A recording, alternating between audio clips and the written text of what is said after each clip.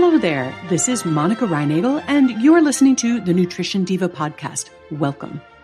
I've been seeing a lot of reports in the media about how much weight everyone supposedly gained during the pandemic year.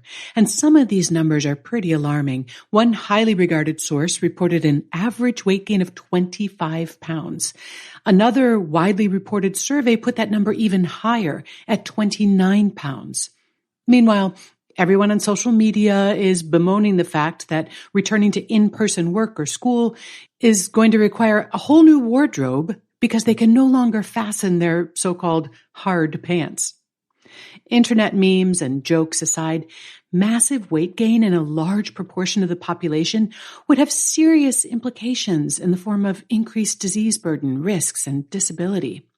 Fortunately, when you take a closer look at the data, the actual situation is not quite as dire or dramatic as news reports would suggest. One of these reports, for example, is based on an internet survey conducted by Harris Poll on behalf of the American Psychological Association.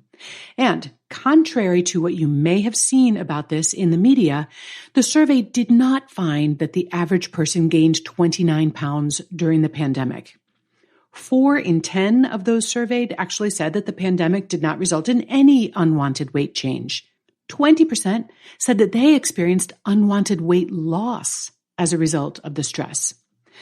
The remaining 40% said that the pandemic had led to unwanted weight gain, and the average reported weight gain in that group was indeed 29 pounds. But only half of those, or 20% of all respondents, reported gaining more than 15 pounds. Keep in mind as well that all of these were self-reported changes not verified by any actual weight data. So it's unclear just how accurate people's reports or recollections were. But clearly, it's a gross misrepresentation to say that the average person gained 29 pounds during the pandemic. Most of the people in this particular survey didn't report unwanted weight gain, and most of those who did gained less than half that much. And what about that widely shared article that appeared on the Harvard Health blog that mentioned a 25-pound weight gain?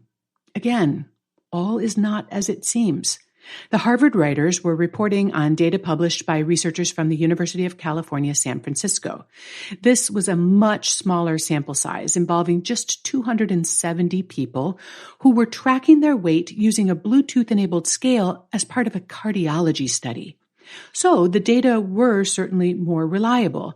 And they found that the subjects gained an average of 6 pounds over 4 months starting in February 2020, just as the country was going into lockdown. So where does the 25-pound number come from? That was the result of pure speculation on the part of the Harvard writers. Had that pace of weight loss continued for another 12 consecutive months, they reasoned, it would have added up to a total of 25 pounds. But there is absolutely no data in this study to suggest that this is actually what happened. So what actually did happen? Well, Epic Health was able to analyze weight data on almost 20 million people who are covered by their health system, and they found a very different story. The average weight gain over the pandemic year was about 1 pound. But look, as we saw with the survey data I discussed before, averages aren't always the best way to see what's going on across a population.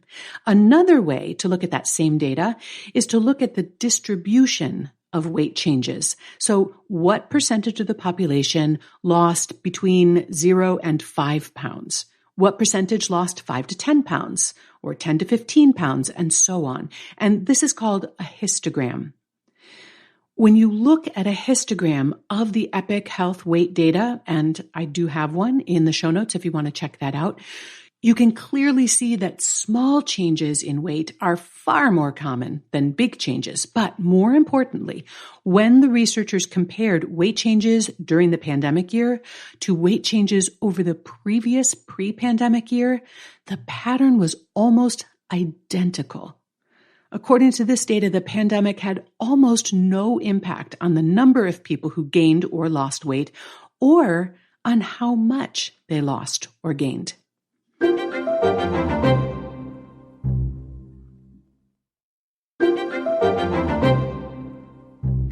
So why does this matter? Clearly, bad news gets more attention, and it appears that the news on pandemic weight gain wasn't nearly as bad as the headline suggested.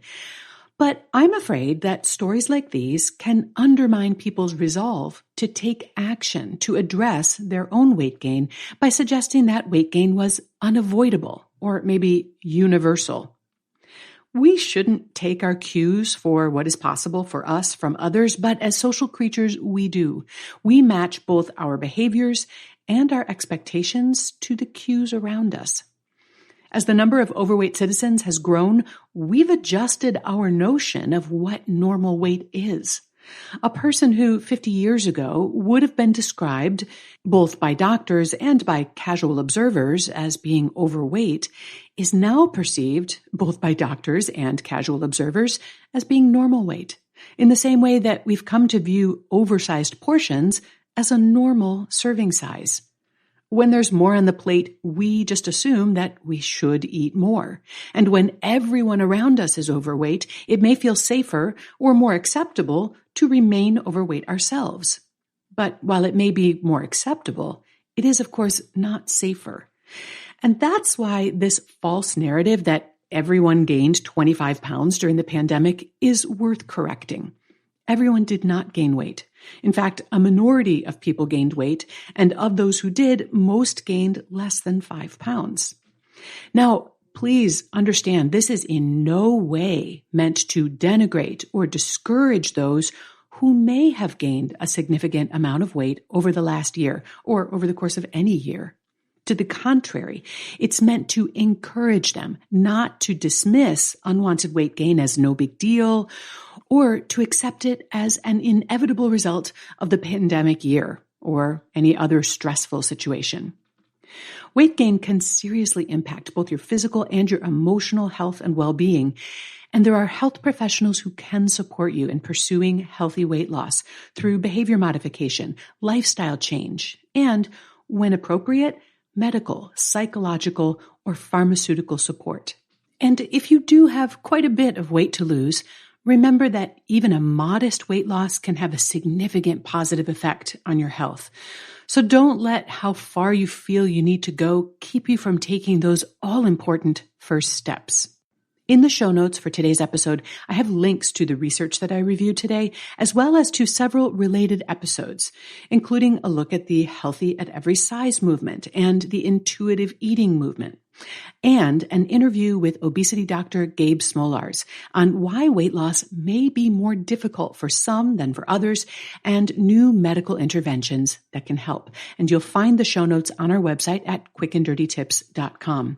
And if you're looking for a behavioral approach to sustainable weight loss, I'd also like to invite you to check out the work that I do with Brock Armstrong in the Way Less program. You can learn more about that at wayless.life.